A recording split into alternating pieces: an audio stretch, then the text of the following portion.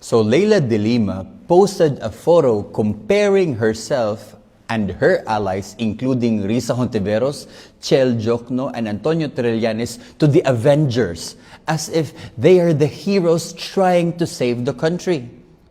Tanong ko lang sa mga taong to, are you really confident that that's how the Filipino people see you?